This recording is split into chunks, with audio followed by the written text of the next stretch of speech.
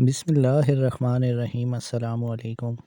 حضرت عمر بن عبدالعزیز رحمۃ اللہ علیہ کے اعلیٰ اخلاق، اعلیٰ صفات اور نہایت قریبی رشتہ داری کی وجہ سے عبد الملک بن مروان نے اپنی صاحبزادی حضرت فاطمہ کی شادی اپنے بھتیجے کے ساتھ کر دی۔ اس وقت ان کی عمر 20 برس تھی۔ حضرت فاطمہ کے بارے میں اتنا ہی کافی ہے کہ یہ اپنے وقت کی سب سے خوبصورت، ذہین و فتین اور خوبصورت خاتون تھیں۔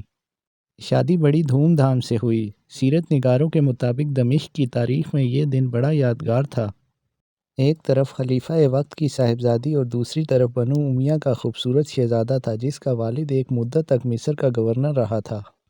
حضرت عمر بن عبدالعزیز رحمۃ اللہ علیہ کی زندگی سے اس عظیم خاتون کے کردار کو اگر الگ کر دیا جائے تو آپ رحمۃ اللہ علیہ کی سیرت ادھوری رہ جاتی ہے۔ تو آئیے اس عظیم خاتون کے بارے میں مزید جانتے ہیں۔ اسلامی تاریخ نے جن خواتین کا تذکرہ بڑے اہتمام اور تفصیل سے کیا ہے ان میں فاطمہ بنت عبد الملک کا نام بڑا نمایاں ہے۔ اموی خاندان کی نور چشم یہ خاتون اپنے دور میں سب سے زیادہ مشہور تھیں۔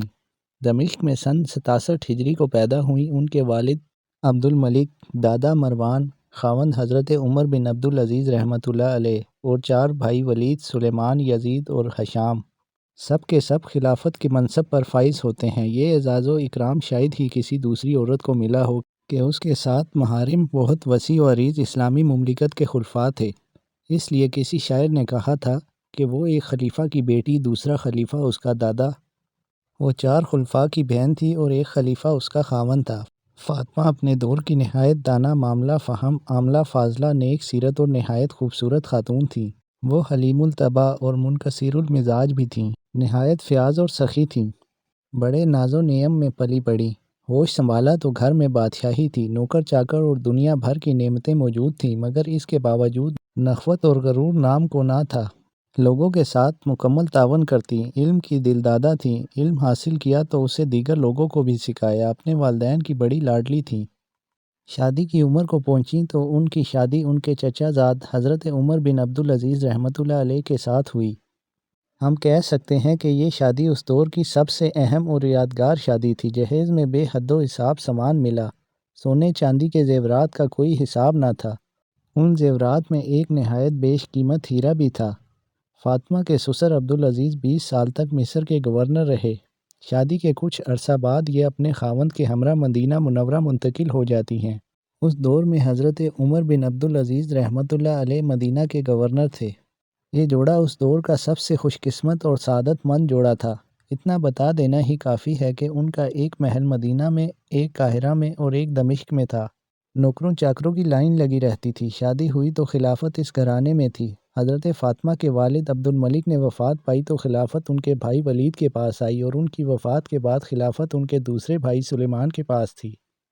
یہ سارا عرصہ حضرت فاطمہ نے نہایت عیش و عشرت میں گزارا۔ خاوند حضرت عمر بن عبدالعزیز رحمۃ اللہ علیہ نہایت محبت کرنے والے تھے۔ مکارم اخلاق کے بلند ترین مقام پر فائز تھے۔ محدث اور متقی و پرہیزگار تھے۔ طبعی رجحانات میں دونوں ہم آہنگ تھے اور یہ ذہنی ہم آہنگی اور فکری اتحاد ہمیشہ قائم رہا۔ حضرت فاطمہ نے ایک بلند کردار بیوی کی طرح ہر موقع پر عظیم شوہر کی ہمنوائی کی۔ مورخین اور سیرت نگاروں نے شادی کے موقع پر حضرت عمر بن عبدالعزیز رحمۃ اللہ علیہ کے الفاظ نوٹ کیے۔ انہوں نے اپنے سسر کا نہایت بلیغ و فصیح الفاظ میں شکریہ ادا کرتے ہوئے کہا تھا کہ آپ نے فاطمہ کو میرے عقد میں دے کر میری قلبی تمناؤں کی حوصلہ افزائی کی ہے اور میری روحانی مسرتوں کو پروان چڑھنے کا موقع دیا ہے۔ ناظرین کرام، پھر اس گھرانے میں ایک انقلاب برپا ہوتا ہے۔ یہ سن 98 ہجری کا زمانہ ہے۔ شام کے شہر حلب کے قریب ایک چھوٹا سا گاؤں دابق ہے۔ وہاں پر خلیفۃ المسلمین سلیمان بن عبد الملک بیمار ہیں۔ ان کی اولاد ابھی نابالغ تھی۔ بیماری کی شدت میں اضافہ ہوتا چلا گیا۔ موت سامنے نظر آنے لگی۔ سوچ رہے ہیں کہ اپنا نائب کسے مقرر کریں تو ایسے وقت میں امت کے ایک بڑے خیرخواہ عالم دین رجا بن ہیوا، جو حکومت کے چیف سیکرٹری کے عہدے پر فائز تھے، انہوں نے خلیفہ کو مشورہ دیا کہ امت پر بھلائی کریں اور اپنے بعد عمر بن عبدالعزیز رحمۃ اللہ علیہ کی بطور خلیفہ وصیت کر جائیں۔ خلیفہ نے کہا کہ رجا، تمہاری بات درست ہے مگر مجھے ڈر ہے کہ میرے بھائی اسے تسلیم نہیں کریں گے۔ رجا کہنے لگے کہ آپ عمر بن عبدالعزیز رحمۃ اللہ علیہ کے بعد یزید بن عبد الملک کی بطور خلیفہ وصیت کر جائیں۔ سلیمان بن عبد الملک نے اپنے بعد حضرت عمر بن عبدالعزیز رحمۃ اللہ علیہ کی وصیت کی اور یوں وہ خلیفۃ المسلمین بن گئے۔ اب حضرت فاطمہ خاتون اول تھیں، مگر جیسے ہی حضرت عمر بن عبدالعزیز رحمۃ اللہ علیہ خلیفہ بنے تھے ان کی زندگی میں انقلاب برپا ہوتا ہے۔ انہوں نے بطور خلیفہ تمام پروٹوکول مسترد کر دیے اور ایک عام شخص کی زندگی اختیار کر لی۔ حضرت عمر بن عبدالعزیز رحمۃ اللہ علیہ کی اور بھی بیویاں اور باندیاں تھیں۔ انہوں نے تمام کو اکٹھا کیا اور کہا، میں ایک ایسی آزمائش سے دوچار ہوا ہوں جس نے مجھے تم سے ایک الگ حیثیت دے دی ہے، لہٰذا تم میں سے جس کا جی چاہے اپنے گھر چلی جائے۔ حضرت فاطمہ وہ خاتون تھی جنہوں نے وفاداری کی اعلیٰ مثال قائم کی۔ انہوں نے محلات کو چھوڑ کر ایک چھوٹے سے مکان میں رہنا پسند کیا اور اپنے خاوند کو ترجیح دی۔ یہ مکان مسجد اموی کے قریب تھا اور کچی اینٹوں سے بنا ہوا تھا۔ اس گھر کی لپائی حضرت فاطمہ خود کرتی تھیں۔ ایک مرتبہ ایران کے علاقے سے کوئی عورت ضروری کام سے امیر المومنین سے ملنے کے لیے دمشق آتی ہے۔ اس نے امیر المومنین کے محل کے بارے میں پوچھا تو لوگوں نے اسے اس چھوٹے سے گھر کے بارے میں بتایا۔ جب وہ دروازے پر آئی تو کوئی دربان نہ تھا، ایک چھوٹا سا لڑکا دروازے پر تھا۔ جب وہ گھر میں داخل ہوئی تو دیکھا کہ ایک شخص مٹی کی اینٹوں سے دیوار بنا رہا ہے اور ایک عورت اسے اینٹیں پکڑا رہی ہے۔ وہ عورت کہنے لگی، بی بی تم اس مزدوروں سے پردہ کیوں نہیں کرتی؟ کہنے لگی کہ یہ امیر المومنین ہے اور میں ان کی اہلیہ فاطمہ ہوں۔ ناظرین کرام، خلیفہ کی بیٹی، بہن اور اہلیہ میں اس قدر انقلاب آتا ہے کہ وہ مکمل طور پر اپنے خاوند کے رنگ میں رنگ جاتی ہیں۔ انہوں نے اپنے خاوند کی ہر ادا کو اپنایا، جو انہوں نے چاہا اسے بجا لائیں، فقیری اختیار کی۔ وہ لمبی لمبی نمازیں ادا کرتیں، اللہ کے خوف سے روتیں اور اپنے خاوند کے خیر کے کاموں میں خوب ساتھ دیتیں۔ اوپر ذکر کیا گیا ہے کہ حضرت فاطمہ کے پاس خوب سونا چاندی، جواہرات اور جاگیر تھی۔ جب حضرت عمر بن عبدالعزیز رحمۃ اللہ علیہ نے بنو امیہ کی تمام جائیدادیں اور جاگیریں ضبط کیں تو اپنی اہلیہ فاطمہ کی وہ جاگیر بھی بحق سرکار ضبط کر لی جو انہیں باپ اور بھائیوں نے عطا کی تھی، کیونکہ یہ مسلمانوں کا مال تھا۔ اس پر بھی حضرت فاطمہ نے کسی قسم کے ملال کا اظہار نہیں کیا، بلکہ اپنے شوہر کی ہمنوائی کی۔ جہاں تک سونے چاندی، ہیرے جواہرات اور قیمتی سامان کا تعلق ہے، اس کے بارے میں شام کے مشہور محقق عالم دین شیخ علی طنطاوی لکھتے ہیں، حضرت فاطمہ کے پاس بڑی مقدار میں سونا اور جواہرات تھے۔ اس دور کی تمام خواتین میں کسی کے پاس اتنے زیورات نہ تھے۔ ایک دن حضرت عمر بن عبدالعزیز رحمۃ اللہ علیہ کہنے لگے، فاطمہ یہ زیورات تمہارے لیے جائز نہیں، یہ ناجائز طور پر بیت المال سے لیے گئے ہیں۔ تمہارے لیے دو ہی راستے ہیں کہ یا تو مجھے اختیار کر لو اور ان زیورات کو بیت المال میں جمع کرا دو، بصورت دیگر مجھ سے جدائی کا راستہ اختیار کر لو۔ حضرت فاطمہ اسی مدرسے سے فیض یاب تھی جہاں سے حضرت عمر بن عبدالعزیز رحمۃ اللہ علیہ نے تعلیم پائی تھی۔ فوراً جواب دیا، میں آپ کی رفاقت اختیار کرتی ہوں، اور تمام زیورات بیت المال میں جمع کروا دیے۔ اور پھر ایک دن وہ بھی آیا جب ان کے خاوند کا انتقال ہو گیا اور خلافت ان کے بھائی یزید کے پاس آ گئی۔ اس نے اپنی بہن فاطمہ کے تمام زیورات واپس بھجوا دیے۔ فاطمہ نے زیورات دیکھے تو اپنا خاوند یاد آ گیا۔ فاطمہ کی آنکھوں سے آنسو رواں ہو گئے۔ اپنے خاوند کی وفائیں، محبتیں اور پیار یاد کرتے ہوئے انہوں نے ایک تاریخی جملہ کہا، میں جس شخص کی زندگی میں اس کی اطاعت و فرما برداری کرتی رہی، یہ کیسے ممکن ہے کہ میں اس کی وفات کے بعد اس کی نافرمان بن جاؤں؟